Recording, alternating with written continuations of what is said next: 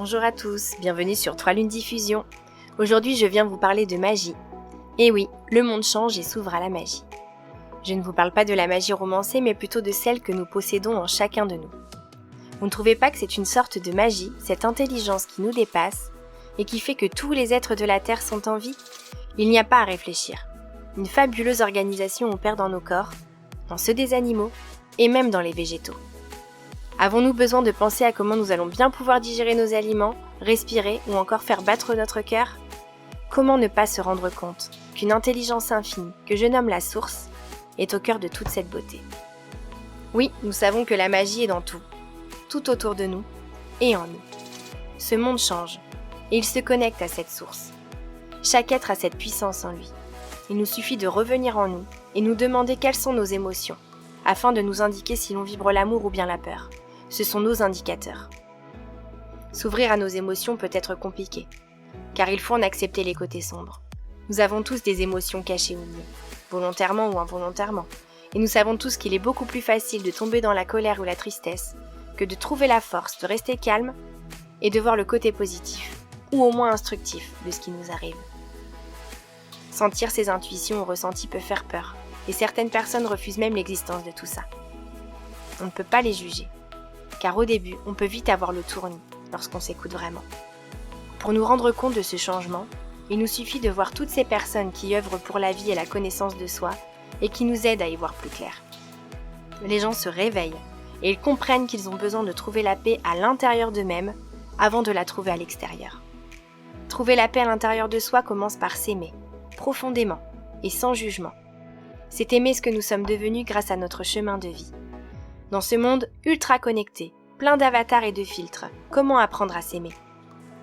Pour les personnes ayant peu d'estime de soi, il est facile de se laisser tenter par ce monde pixelisé. Sauf que l'effet est de les éloigner encore plus de leur propre être et de les maintenir dans un autre monde. Pour nous accompagner, des cabinets en soins énergétiques éclosent dans toutes les villes. La nature reprend une place dans la vie des êtres. Jardiner, cultiver, se promener et être tout simplement dehors afin de vivre au rythme des saisons et des astres redevient la base de notre équilibre. L'intuition et l'écoute de son enfant intérieur, aiguillée par nos émotions, devient de plus en plus naturelle. Il y a de plus en plus de messages également dans les livres, dans les films et dans tant d'autres supports. Ils se connectent à cette magie de notre vraie nature.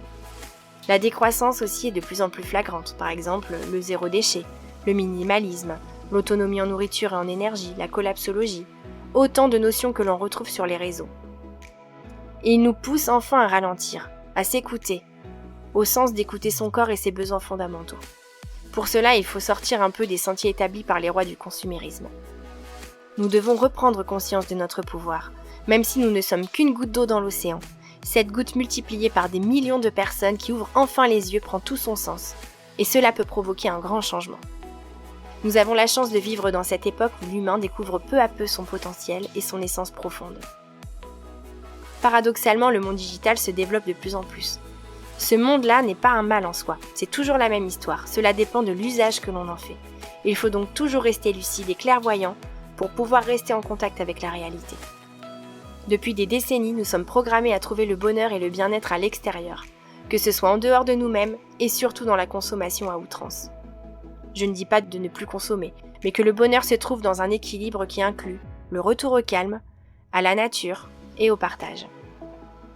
La majorité des personnes sont les victimes inconscientes d'un rouage qui leur fait croire que pour être heureux et socialement épanoui, il faut par exemple manger au restaurant tous les week-ends, partir en vacances, bien souvent à crédit tous les étés, et que lorsqu'il y a une baisse de morale, le shopping en tout genre est la solution. Je ne dis pas que tout cela est mauvais, mais il faut revenir à des valeurs simples. Depuis là où je suis, tout de suite, que puis-je faire pour me sentir heureux? Par exemple, depuis combien de temps n'avez-vous pas sorti vos jeux de société? Depuis combien de temps n'avez-vous pas pique-niqué en famille ou entre amis? À quand remonte votre soirée photo ou encore vos parties de cache-cache avec vos enfants? Il y a tant de beauté à voir pour celui qui sait comment regarder. Il faut changer nos paradigmes. En d'autres termes, changer de regard sur ce qui nous entoure au quotidien. Et surtout, il faut nous unir. Unissons-nous et unissons nos savoir-faire et nos passions pour établir de nouveaux modèles.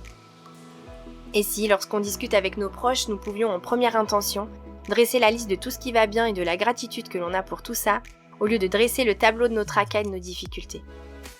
Cela changerait complètement la donne. À force de cultiver cet état positif qui n'est plus naturel dans nos sociétés, cela changerait obligatoirement le regard que l'on se porte et donc sur celui que l'on porte au monde. Bien entendu, cet élan de positivité n'est pas facile à mettre en place, car nous sommes élevés depuis tant de générations à nous séparer des uns des autres et à amasser le plus de biens matériels possible. C'est comme si nous avions peur de nous retrouver seuls avec nous-mêmes. Nous vivons dans un monde où des êtres préfèrent leurs possessions matérielles aux autres êtres de la Terre. Cela doit changer, et ce changement ne peut venir que de nous. Chaque personne qui change son regard sur son monde intérieur transforme le monde extérieur. Dans quel monde voulez-vous vivre ? Avez-vous envie de connaître le bonheur et la paix durable ? Tout cela ne dépend uniquement que du regard que vous portez sur les événements de votre quotidien, mais surtout sur vous-même. Nous avons tous un rôle à jouer dans l'évolution planétaire qui mène au bonheur pour tous. Êtes-vous prêt à marcher sur le sentier de l'amour et à répandre votre lumière dans ce monde ? 3 Lunes Diffusion va contribuer à cette évolution, en vous partageant des outils, des ateliers, des conférences et des supports pour vous guider vers votre potentiel lumineux. Avec tout notre amour, l'équipe de 3 Lunes Diffusion.